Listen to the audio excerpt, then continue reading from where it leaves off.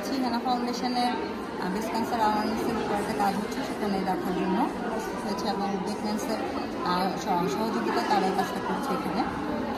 এখানে আসার পরে অনেক কিছুই দেখতে পাচ্ছি, দেখে ভালো লাগছে পুরো প্রোগ্রামটা দেখতে, যে অ্যাওয়ারনেস হচ্ছে।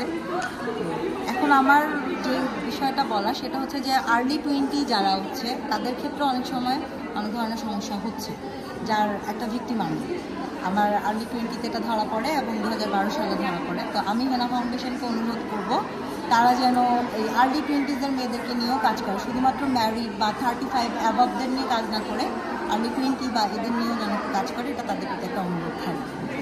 ধন্যবাদ তাদেরকে এত সুন্দর একটা উদ্যোগ নেওয়ার জন্য, এবং ধন্যবাদ হেনা আপাকে, তাকেও অনেক সুন্দর করে এখানে এসে আমাদেরকে এত কিছু বোঝানোর জন্য। এটা যদি আর্লি 20-র আগে আমি জানতে পারতাম তাহলে হয়তো বা যে মেন্টাল স্ট্রেসটা যাচ্ছিল সেটা হয়তো বা যেত না, বা এমনও হতো যে হয়তো বা আর্লি 20-র আগে আমরা জানতে পারতাম পুরো বিষয়গুলো এবং আমরা আরও বেশি সচেতন হতে পারতাম।